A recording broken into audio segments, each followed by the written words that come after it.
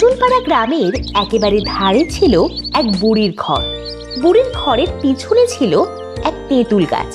বুড়ির তেঁতুল গাছে অনেক তেঁতুল ধরেছিল, কিন্তু বুড়ি ছিল কিপটে।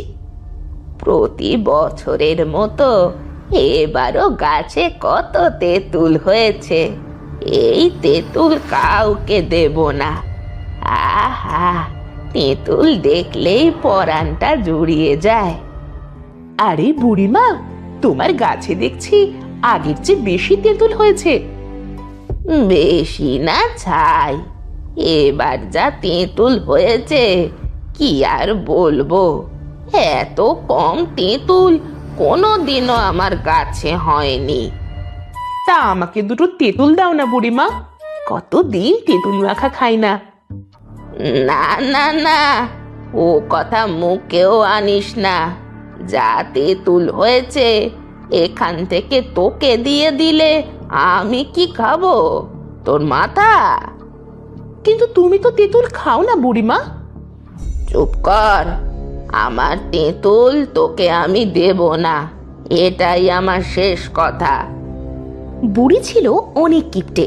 তেঁতুল গাছে এত এত তেঁতুল থাকা সত্ত্বেও সে কাউকে একটা তেঁতুলও খেতে দিত না। নিজে তো কোনো তেঁতুল খেতও না, আবার কেউ চাইলে তাকেও দিত না। মা, ও মা, আমার জন্য তেঁতুল এনেছো?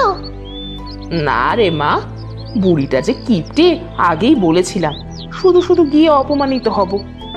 কিন্তু মা, আমার যে অনেক তেঁতুল খেতে মন চাইছে। দাঁড়া না, বাবা আসুক, তোর বাবাকে বাজার থেকে বুড়ির গাছের চেয়ে আরো মিষ্টি তেঁতুল এনে দিতে বলবো।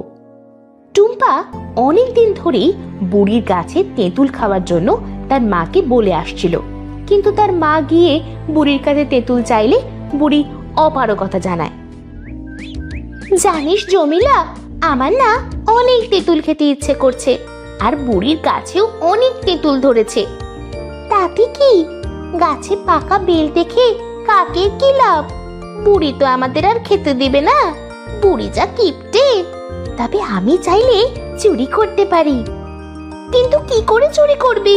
তুই তো গাছে উঠতে পারিস না, আর আমিও তো উঠতে পারি না। আমার জানা মতে নিশান গাছে উঠতে পারে। কিরে, তোরা আমার নামে কি বলছিস? জমিলা আর টুম্পা নিশানকে বুড়ির ডালের তেঁতুলের কথা বলে। চল চল, আর দেরি করছিস কিসের জন্য? আহা, তেঁতুলের কথা বললেই জিভে জল চলে আসে।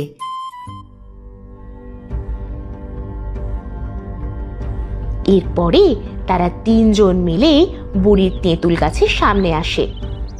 বুড়ির ডালে তেঁতুল ঝুলে, খাবো আজ মজা করে। ওরে বাপরে, একটা তেঁতুল গাছে এত তেঁতুল কি করে ধরে?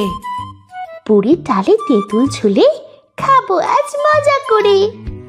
ছড়া পরে কাটিস। এই নিশান, তাড়াতাড়ি তেঁতুল পার।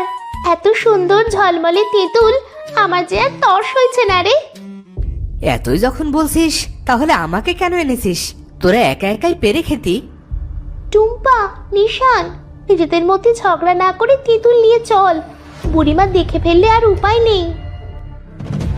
বুড়ি তার ঘর থেকে ওদের কথা শুনে ফেলে। এই ভর দুপুর বেলা আমার তেঁতুল গাছের সামনে কে রে? কার এত বড় সাহস তেঁতুল গাছ থেকে তেঁতুল চুরি করছে?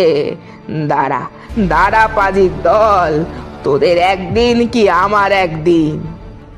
বুড়িমা একটা লাঠি নিয়ে তাদের কাছে আসতে থাকে। এদিকে তারা সবাই তেঁতুল নিয়েই দৌড় দেয়।